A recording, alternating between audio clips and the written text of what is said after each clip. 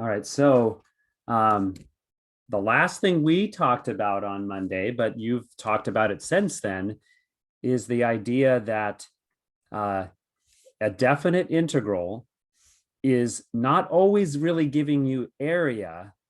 What it's giving you is the limiting sum if you started doing these rectangles and doing f of this times the width, f of this number times the width. And so whenever your graph goes below the x-axis, when you do the f of whatever, you're going to get a negative value. And so the result is any part of your graph that dips under the x-axis is going to get counted as a negative value. Anything that's above will literally be the area under the curve.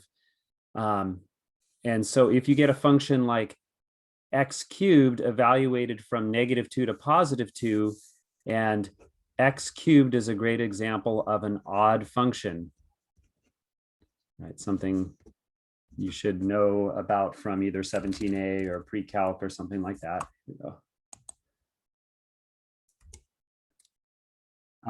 That's going to always happen, right? If you do an integral of an odd function from the negative of a number to the positive of a number, you're going to always get 0, right? If I do negative number to positive number of an odd function, because an odd function looks like this, you will always get 0. So there we go. There's a now, if I change the integral from -2 to 3, well, then it wouldn't be 0 because I would be capturing more positive area, right? So it has to be from the negative to the positive of the same number. And the next example will remind you that not only are functions like x cubed, x to the 5th, x to the 7th odd functions, but the graph of sine of x, which is a graph you should know, starts at the origin, goes up like this, down. And if you did it in the negative direction, it's just the opposite. It goes down first and then up. And so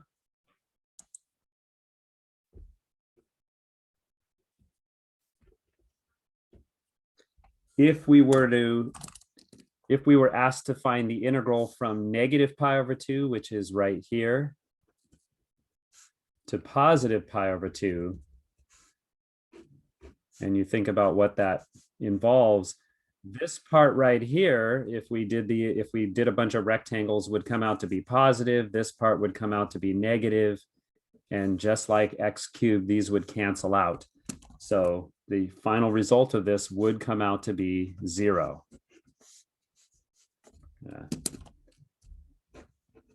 That's going to come out to be negative. This is going to come out to be positive. And so a good thing to know is sine of x is an odd function, okay? So that if that comes up, you can anticipate that the answer might be 0. And in reality, it doesn't even have to be an odd function. What's the other famous trig graph is cosine of x. Cosine of x is not an odd function. It's actually an even function because it starts up here.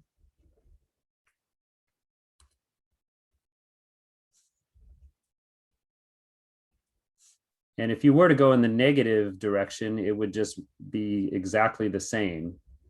So that's what we call an even function. But anyhow, the other thing you should know about sine and cosine from your experience here is that they are symmetrical. The graph is symmetrical. So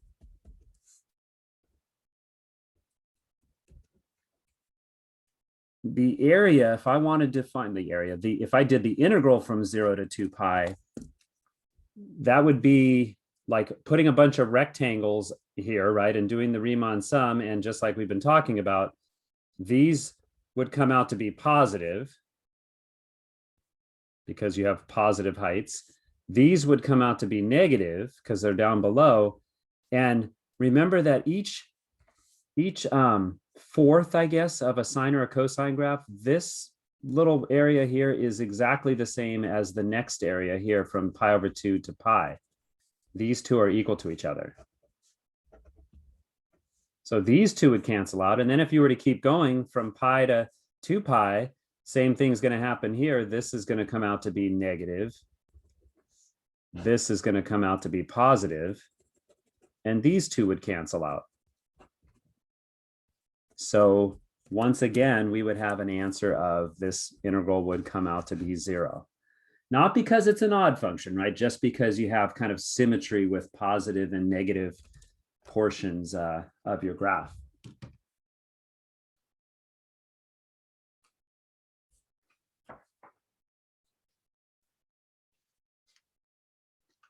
Right, so that's something to look for, because when we get, very soon we're gonna learn how to evaluate integrals. And what they're showing you in this is still 5.2, is that sometimes evaluating integrals can take some time to do. Well, certainly if you use the limit definition, which we also did an example last time. But so if you can see that when you get a definite integral, if you could just sketch it out and realize, oh, this is all going to cancel out, it's going to be 0, that is fair game. And that is going to be much simpler than trying to do anything else, right? And so that's kind of the theme for these next few problems as well, which I remember on Monday, Professor Burke extended class a little bit and gave you at least one example of these, but let's just review these then. This is more review. So anytime you get an integral and you see that rather than doing any kind of calculus, that you could evaluate this integral just by thinking of it in terms of area, that's going to be preferred, or at least allowed, right? If you don't prefer it, that's one thing, but at least allowed. So what would this graph look like? Well, this is the absolute value function. We know that this one would be shifted over 2 units to the right.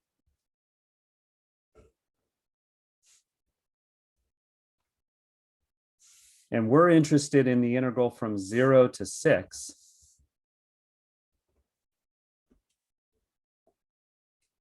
And I know now that since this is what the graph looks like, let me label it, f of x equals absolute value of x minus 2. This keeps going. I'm just looking at this portion. Since we're interested in this area right here, or I'm sorry, we're interested in this part and this part, and they're both parts here are above the x-axis, then literally this will be the area. This is the area of these two shapes, which are both triangles. I don't get any negative values here. And so we can do that. We don't need any calculus to find the areas of these two triangles. We just need to do a little figuring here. Remember, the area of a triangle is 1/2 base times height. So for this triangle, I can see that that length is 2. I know that if I plug 0 into this function, I'm going to get -2, and the absolute value of that is 2. So the area of this triangle, where can I put this? Is going to be 1/2 2 times 2, 1/2 base times height. And for this triangle, from 2 to 6 is 4 units. And the value of this height right here is the value of my function when x is 6, which is also going to give me 4. And so this part right here is just 1/2 4 times 4. That's 1/2 of 4 is 2. 2 plus 8. This final answer is going to be 10.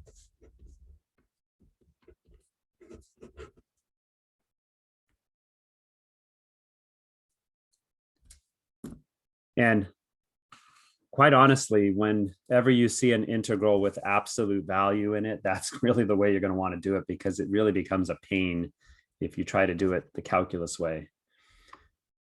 Right? Another shape to be aware of would be something like this, the integral from -3 to 3 of the square root of 9 minus x squared. Who remembers what the graph of the square root of 9 minus x squared would look like?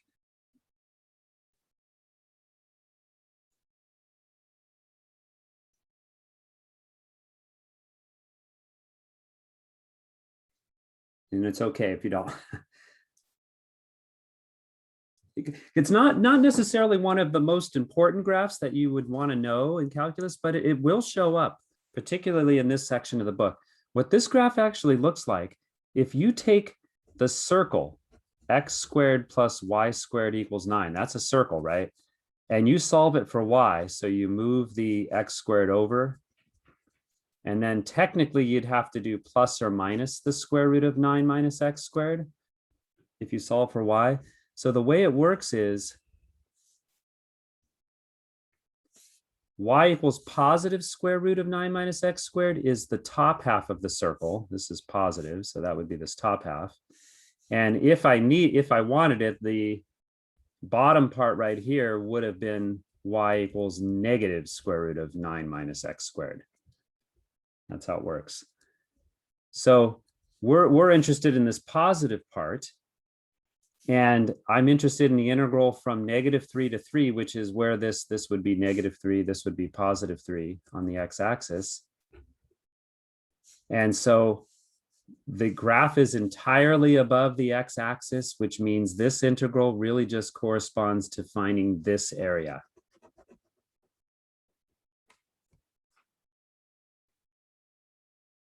That's a terrible circle. It looks like an egg. Okay. And so we don't need calculus for that, right? We know the area of a circle is pi r squared. So this integral should come out to be 1/2 pi. The radius of this circle is 3. So that's going to give me half of 9 pi. 9 pi over 2 is the value of that integral because it's just this top half of the circle.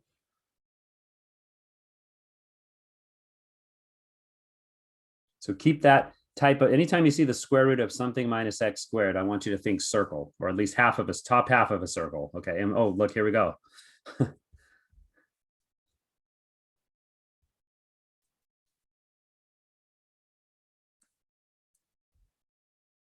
The integral from -4 to 0 of 1 plus the square root of 16 minus x squared. You could think of this a couple of ways. You could try to think about what the graph of this whole thing as one function looks like, but I think it's easier to use your properties of integrals, which is that you can break up an integral. And you said you were talking about that today in class. I don't remember if I described it this way last time, but remember how we defined a definite integral was it was the limit of a Riemann sum, right? The integral was the limit of a Riemann sum, meaning these summation things, right? When we did our f of x sub I times delta x. And we know that the rules of summations are that if they're added, you can split them up into two different sums. Well, integrals really are the same as summations. In fact, that's where the sign, see how that looks like an S? And this is the Greek letter for S, right? Sigma. So they literally came from that. So the same rules apply with integrals as they do for summations. You can split this up.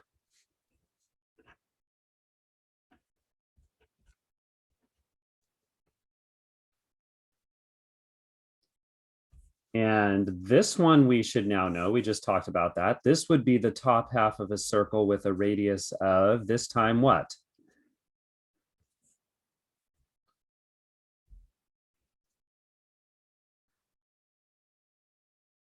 What do you think the radius of the square root of 16 minus x squared is?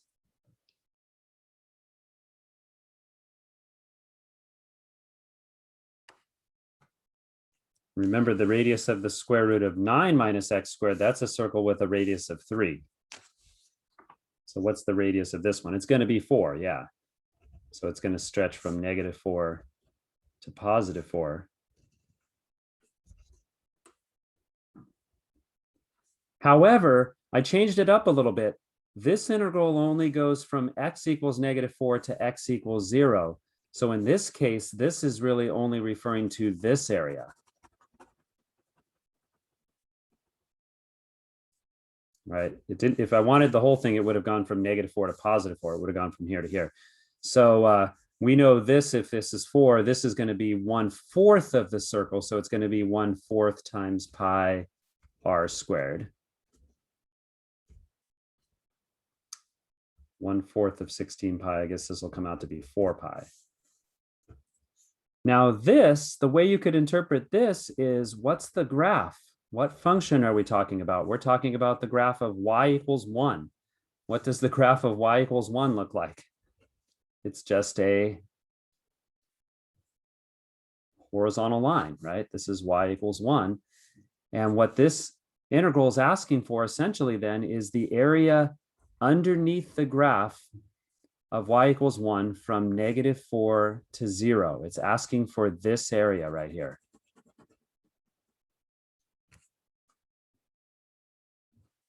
So what would the area of that rectangle be?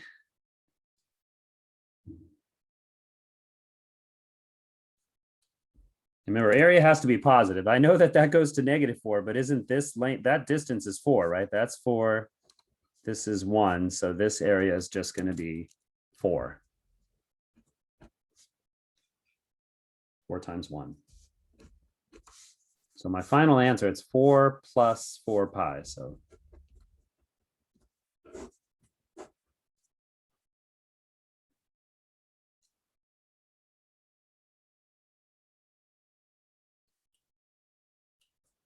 okay. I suppose I know there's other properties of integrals, but I know one that I usually get a lot of questions on in this section is one like this. This is actually number 45 in your textbook. I don't know if that's one of the lecture prep problems or not. Now I'm learning how to read her module, so I'm looking to see which problems she's assigning from the book and wants you to look at. So anyhow, so you may have had this one. I don't know if you've seen this one yet, but anyhow, if you're asked to verify something like this, a weird inequality like this, what they're going for here is to use the max min idea. Did you talk about that in the previous hour? Like the maximum of the function and the minimum of the function? Yeah, okay. Did you use this exact example? I can make a different one if you, or did she use a different one?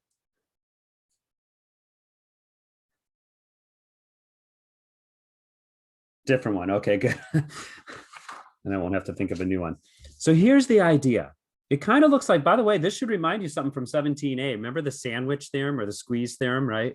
Where you've got like something trapped between two things. That's kind of what it's not really the same idea. We're not really doing the same thing as the sandwich theorem or the squeeze theorem, but it kind of has that similar feel. We're just trying to show that the value of this integral has to be something between 2 and 2 root 2. And so the way to think about that, you do need to you don't necessarily have to know exactly what this graph looks like, but you need to be able to reason to yourself, what is the minimum value of just this function here? I'll put, that's what it was right here. Note on -1 to 1, the minimum value of f of x equals the square root of 1 plus x squared. What I mean by that is if you got to plug in any number between -1 to 1 into here for x, does anybody have a sense what's the smallest thing you could ever get out of this function?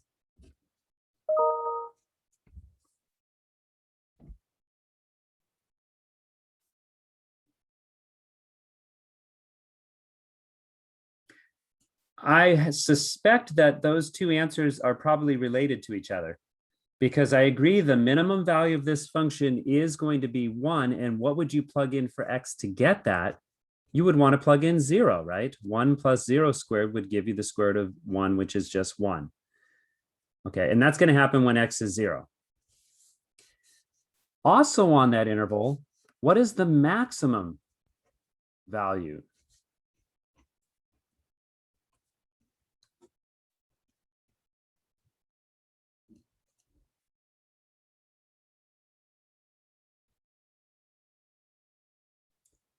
And maybe the way to think of this is if I want this, if I want to make this as big as possible, I should plug in as big an x as I can, right? Because I'm going to do 1 plus x squared.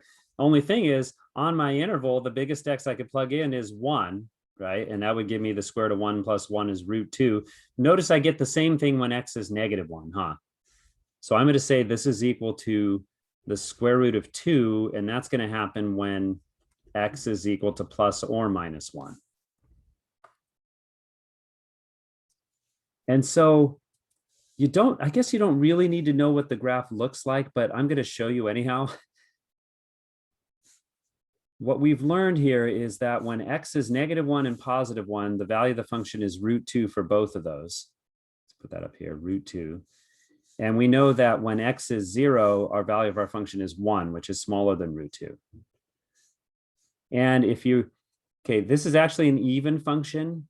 Some of you may be able to spot that because if you plug in the negative x, you're going to get the same thing as if you plugged in a positive x. So it's going to look symmetrical about the y-axis. It's going to look something like this.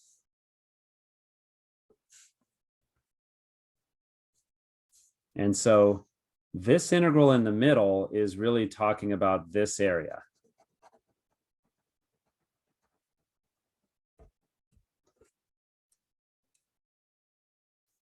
Okay. And what we're going to try to do is find something that we know this area is bigger than for sure and something that it's less than. And so here's the idea of the max-min theorem.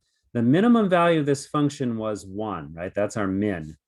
And so if I made a rectangle, if I'm going to draw a separate picture here, if I just made a rectangle from -1 to 1, and the height of that rectangle is the same as the minimum value here, which is 1,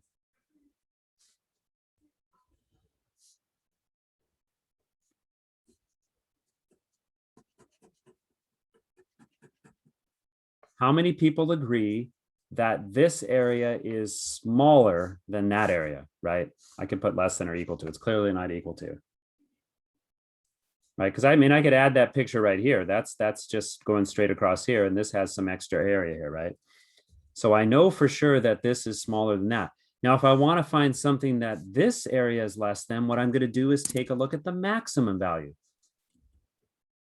and make a rectangle also stretching from -1 to 1, but whose height is the maximum value, √2.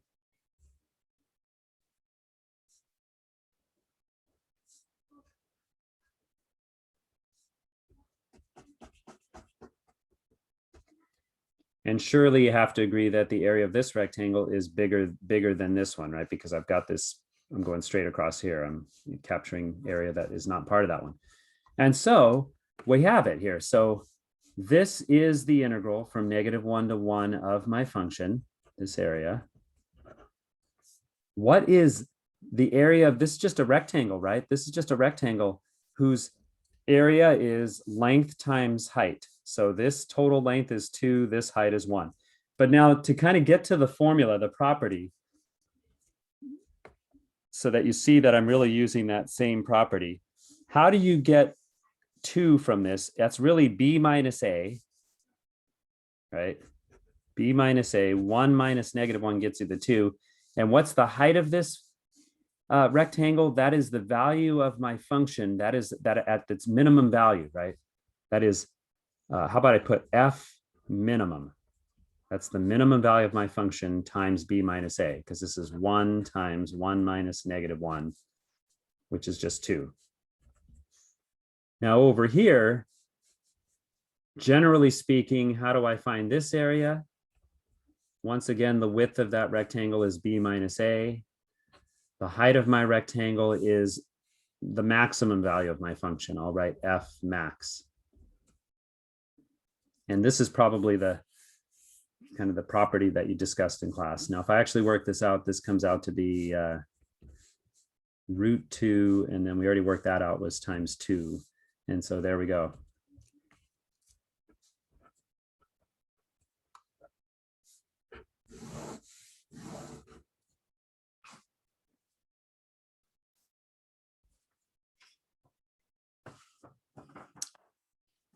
So there's another example for you to look at.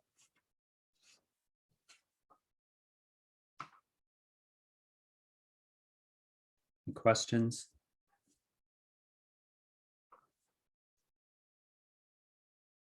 So far, so good. Okay. All right. Well, then this is good. Allow me then to introduce you to a very, very, very big, huge theorem in 17b. And you'll hear more about this as you do the lecture prep and then in class on Friday. 5.3 is defined to be the fundamental theorem of calculus. I mean, just that name alone, doesn't that sound like if there's one thing you should know about calculus, it's this, right? The fundamental, it's like the basic theorem of calculus, which is a lot. So I just abbreviate that FTC. And this is going to give us another meaning or another, this is going to give us a way to evaluate a definite integral without doing the limit definition, the awful stuff we did on Monday, where we had to take the limit as n goes to infinity. It's a little bit weird to introduce this theorem. It's a little bit confusing. I know you're supposed to read the book, and I would read the book and try to wrap your head around that. And maybe with my example here, that might help make some sense here. If you approach it from a purely math standpoint, it just seems a little like it's hard to follow. And so this has become my favorite way to introduce this theorem. I had this idea one time when I was out for a run, and I was figuring, okay, I have to teach fundamental theorem of calculus, and how am I going to do that? Remember on the one of the problems you have on your homework, on your, I think, is taking a velocity curve or a graph of a velocity or a bunch of data with velocity, right? And then we figured out earlier last week that the area under a velocity curve gives us what? In other words, pretend f of t, this graph right here, is giving me an equation that actually tells me the runner's velocity. So the units here would be in meters per second. That's a velocity. And to refresh your memory on what the area would stand for, if you just took like one of those rectangles we were doing before and think about units, the height of that rectangle would be measured in meters per second. That's a velocity. And this width would be a tiny increment of seconds. And what happens when you multiply meters per second times second? What do you get? Meters per second times seconds gives you meters, which is the equivalent to distance, okay? So if this is the graph of a runner's velocity over time, looks like the runner was speeding up, then slowing down, then speeding up again. This area would represent the total distance traveled.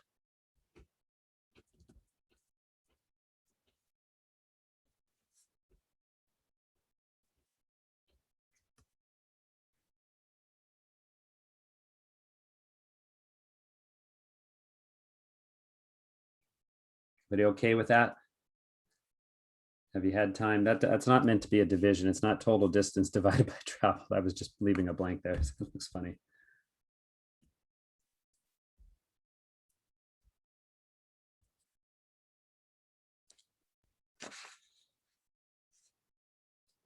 Okay, so more specifically here, because I've got, you can't see where I'm shading it in. It's right here.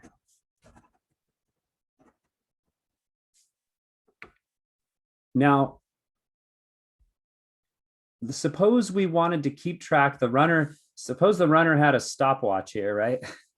And started the stopwatch at some time, we'll call it t equals a, and then stop their stopwatch right here, which we'll call some random time t equals x. T equals x. Some random time here. Okay, so what is this? Remember how we were talking about last time that a definite integral would give you the limiting Riemann sum if you put an infinite number of rectangles in here. And in this case, since my graph is entirely above the x-axis, that would give me the area under the curve. So the limiting Riemann sum from t equals a to t equals x, more specifically, would give me the distance traveled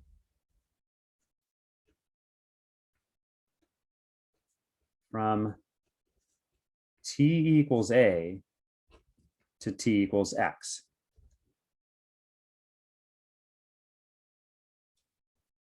These are, so it's kind of weird here because we use t as our variable for our function. So that's why we have x up here, right? So these are t values. That's t equals a to t equals x. Those are times. Okay. So here's my question for you. If I call this integral y equals the integral from a to x of f of t dt, can somebody tell me what would it mean to take the derivative of this with respect to x? And to help you answer that, here's what I'm looking for. Back in 17a, in a word problem, I know you did plenty of problems where it said, here's f of x, find f prime of x. In a word problem, what was a phrase that showed up in a word problem that you took as a cue that said, oh, they mean take the derivative? Can anybody think of a phrase, maybe a word, in a word problem from last quarter that would have meant, oh, I know I need to take the derivative of that. Differentiable means you can take the derivative.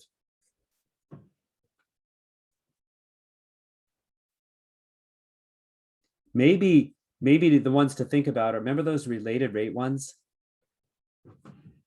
Yeah, okay, these are all good answers, yes. It would have to be differentiable. Slope means you were finding the derivative. And the one I was going for was rate of change. Those are all good answers though, okay? Because if y represents the distance traveled, then dy dx must mean the rate of change of distance traveled.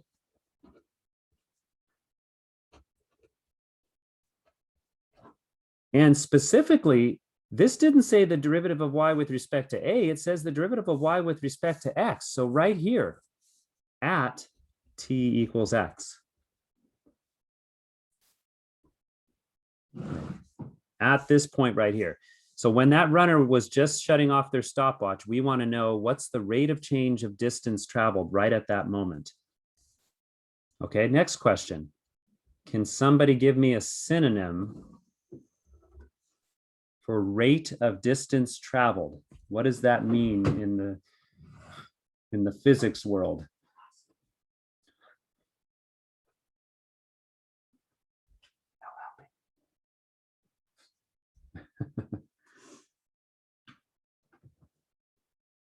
What is rate of change of distance? If you're changing your distance at a certain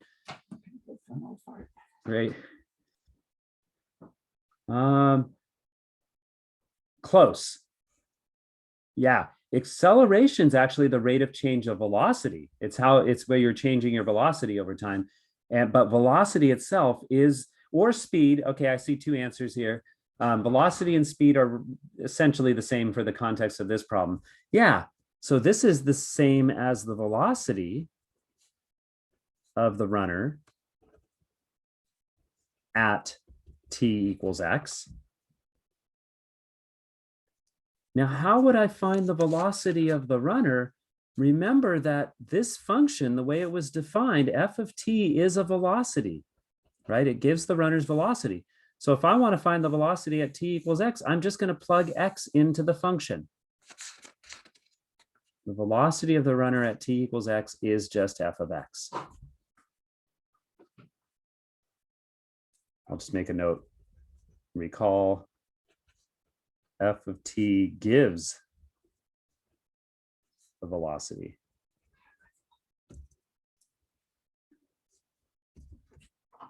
Okay. Now, anybody agree with it? Anybody need an explanation for any one of these statements here? Does that make sense?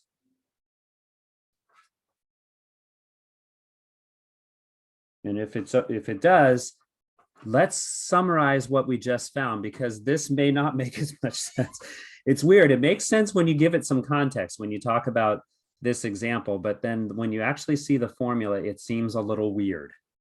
Okay. Here is what we call the fundamental theorem of calculus part 1. There's 2 parts to this.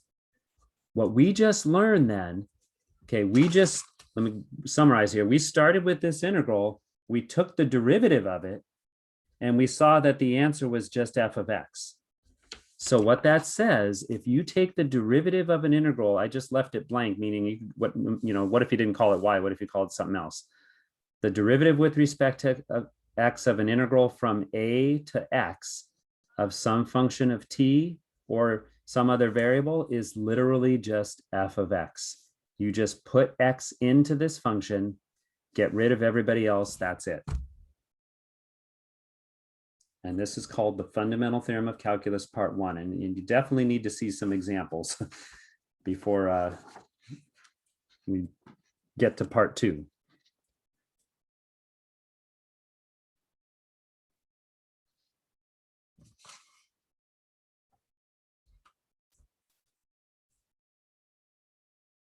So for example,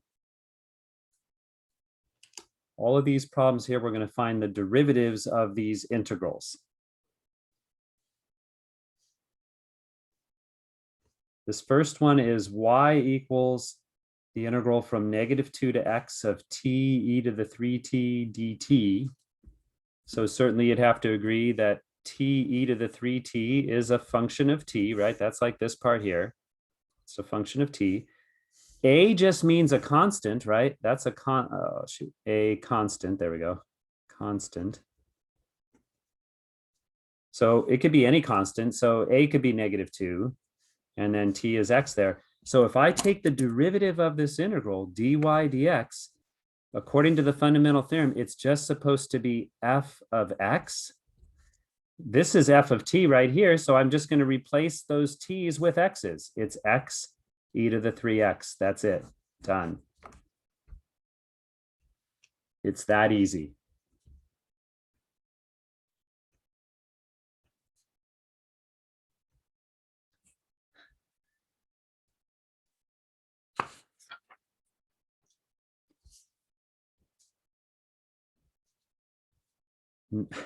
Next example. Just to show you that usually you'll see t there, but they can have any variable. That whatever variable they use here, they usually call it, it sounds kind of mean, but they call it a dummy variable, meaning my real variable is x, right? Because this is a function of x. This is just some other variable that I'm using to define this function in here. But it's the same idea, right? There's a, there's x. So if I were to find f prime of x here, it would literally just be plugging this x into this function. Right, because this, okay, so this would be f of w, right? So I'm going to be putting that in. That's going to be f of x. So I'm going to put my x in for those w's. It's going to be sine of x over x. Done.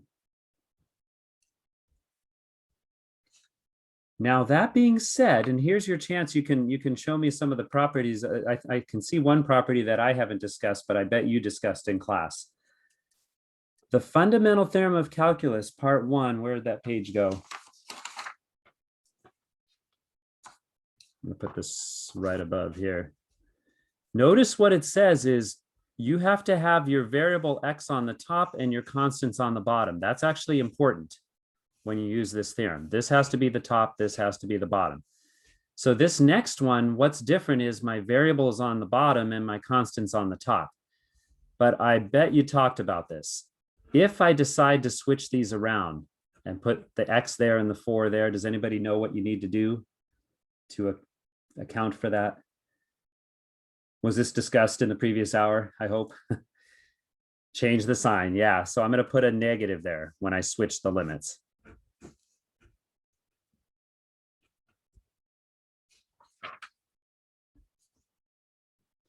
Now I have my variable in the right place, my constant here. So if I took the derivative, the negative's outside, that's like a constant. I can just leave it there. And now we'll just go short version. Literally, I just put this x in for this function right here, and I'm done.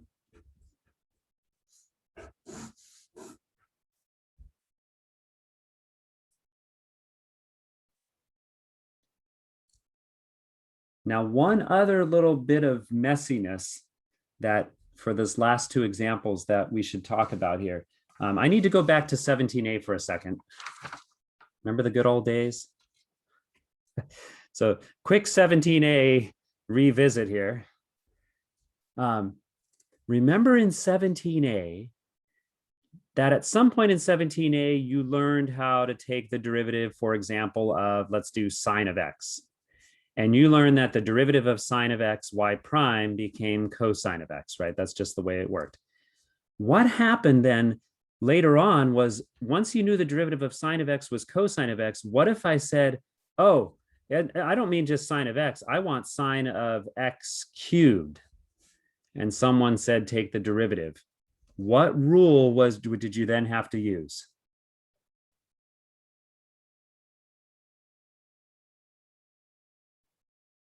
Exactly. Good. Yeah. And all of you had plenty of experience with the chain rule, right? That showed up everywhere.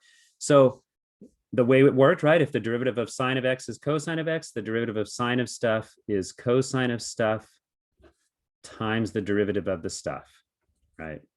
And that applied for all kinds of functions.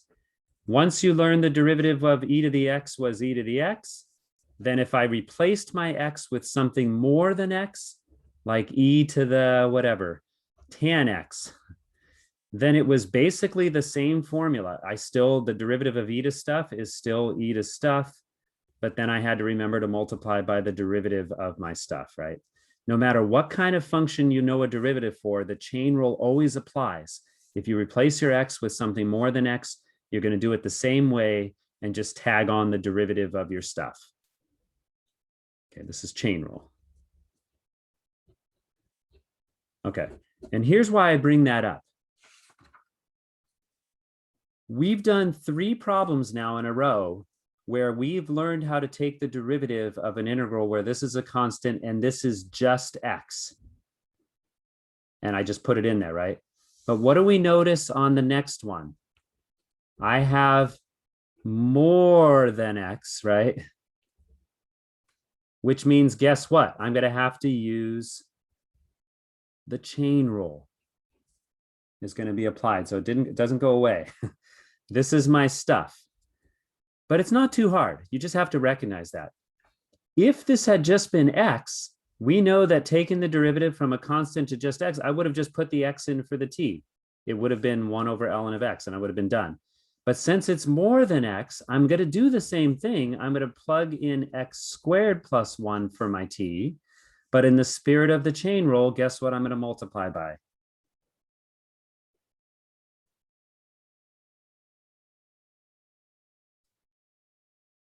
I'm going to multiply by 2x. Not by the derivative of this whole thing, right? It's only the stuff that I have to multiply, right? The derivative by what I put in there. And that's consistent with what we did in 17a. Let's see one more example like that. Actually, this combines a couple of things. I'd like to get to part 2 if I can, because that's really the big one.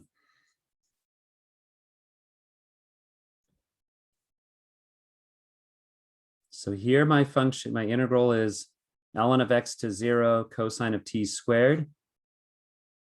Like we saw in the example 3 here, my variable is in the bottom, which is not good. So I need to, first move I need to make is switch that around.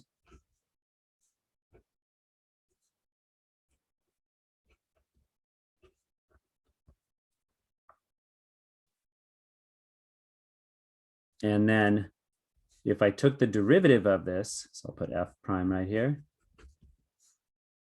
This is more than just x. This is, if you had me last quarter, what I would have called the stuff, right? That's the stuff. That's more than just x. So then the derivative is going to be negative. Put that in for your t, cosine of, oh, this is kind of ugly, ln of x squared. I put that in for t. And by the chain rule, I only need to multiply by the derivative of just the stuff, which for ln of x is just 1 over x.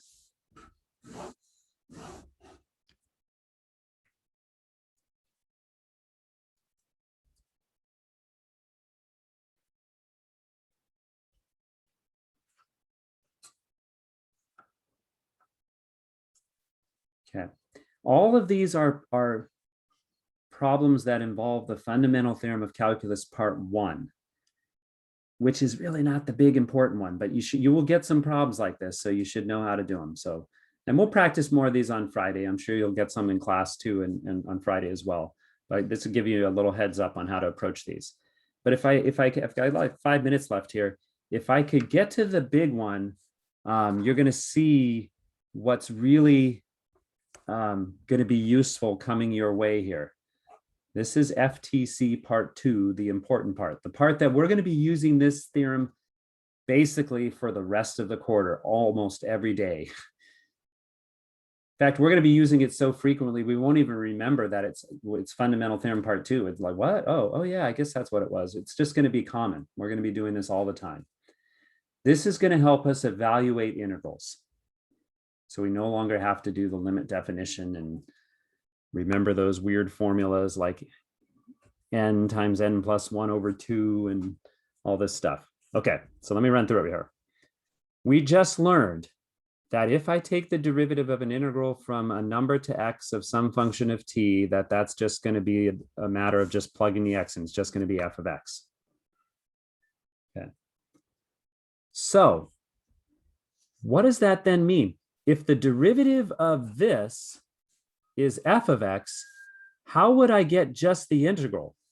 If the derivative of this is this, how would I get just this? How many people agree I would need to do the antiderivative, right? If the derivative of this is f of x, then this by itself must have been the antiderivative. And this goes back to day 1. Remember, we use capital F of x to represent the antiderivative of f of x, antiderivative. If the derivative of the integral was little f of x, that means big f of x. There we go. The antiderivative of that must have been just the integral, right? But what do we know? We know when we find antiderivatives, you're supposed to tag on some constant here. Some constant. And we're going to try to figure out what that constant is. If I then take this statement, and let's suppose I let x be a, x is a, which is the same as the bottom. Then what I would have is the integral from a to a, and then remember, if this says f of x, which is the antiderivative at x, so this would have to be f of a, right? Because that's my top limit here, plus c. But I bet you talked about this. What happens when you do an integral from the same number to the same number? Like if you do the integral of from 3 to 3 of x squared, what's that going to come out to be? Oh, before I even... I looked up and I saw 2 people already gave me the answer. Yeah, that's going to be 0 because you're not capturing any area, right? If you go from the same number to the same number, that's going to always come out to be 0.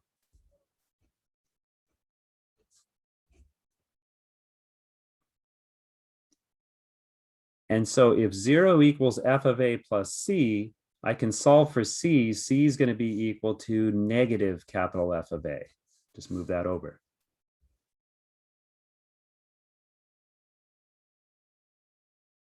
I am kind of doing a little mini proof derivation. I don't think you'd be expected to do this on a test or anything, but I don't know. I still think it's important to see this.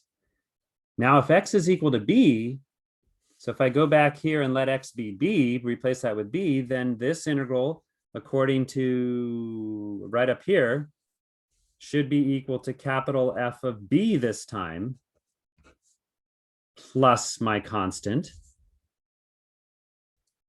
But what do I know that constant equals? This constant equals negative f of a. And if you replace that in here, this is the big, big, big, huge thing. Minus f of a. Because here's what this tells us. This is FTC part 2, but it's also called, I looked in when you're doing the lecture prep for Friday, I think she's referring to this as the evaluation theorem. Okay. Because what it does is it gives us a way now. Anytime we see a definite integral with numbers here, the way we can evaluate it without using rectangles, without using summations, is we can find, remember, capital F stands for the antiderivative of this function. We can find the antiderivative of this function, plug in the top limit, and subtract what you get by plugging in the bottom limit, and that is going to give us our answer. for one example here, and then I'm done. I'm pretty sure, if my memory served me correctly, we did this on Wednesday. Do you see it in your notes? Did I have the limit right and the function right? We did this on Wednesday using the limit definition. And it was, I'm sure you'll agree with this. I agree. I say this, and I'm a math teacher. How many people agree using that limit definition was painful? Right? Probably took up half a page. It was definitely painful. Well, now we won't have to do that anymore. And because here's what this is saying, I'll show you one example and we'll be done. So this is little f of x. And what this says is I first need to find the antiderivative of little f. So I need to find capital F. So what is your antiderivative of 2x plus 1? That's going to be 2x squared over 2. So that's just going to turn into x squared. The antiderivative of 1 is x. And I'm going to temporarily do this because you were trained so well. After you find an antiderivative, we're supposed to put plus c on the end, right? So this is f of x. This is what I mean by capital F of x. And now what we're supposed to do is plug in a is 1, b is 3. We're supposed to plug in 3 first to there and then subtract what we get when we plug in 1. So the way we typically do this is after you find your antiderivative, we're going to draw a vertical line. That's an evaluation symbol in calculus. That means we're going to evaluate this at 3 first, and then we're going to plug in 1. So we would read this from evaluated from 3 to 1 is how you would read it. The 3 is going to go in first. So I'm going to put 3 squared plus 3 plus c. So this is what I mean by what we're doing here is we're doing capital F of 3, right? That's this right here. And then we're going to subtract F of 1, which is just plugging 1 into each one of those.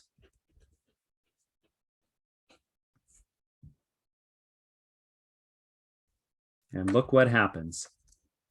That's 9 plus 3 is 12 plus c. This is just 2. If I distribute this negative, it's going to be minus 2 minus c. So for one thing, notice that the constants end up canceling. And so we'll talk more about this on Friday, but when you're evaluating a definite integral using this technique, can you tell that if I put c there and it's minus, the c's are always going to cancel, right, when I do this? So in the future, when you're doing a definite integral, one with limits on it, with numbers, you don't really need to put the plus c because they're going to cancel out anyhow. Okay. If you do put it, great. It's just expected to cancel out, but you don't have to. So 12 minus 2, my final answer is 10. And will you go back and confirm, is that the answer we got when we did that on Wednesday? It was. Okay, thanks, Mia. How many people agree? That's a lot better. Yeah. And so starting on Friday, we'll be able to evaluate all kinds of definite integrals using this technique. And it's going to be, our life's going to be easier. This is like that moment, remember in 17A, after the limit definition of the derivative and you learn the shortcut, the power rule, and life became nice and a little bit easier. It's like that same moment. All right, I'm a little over.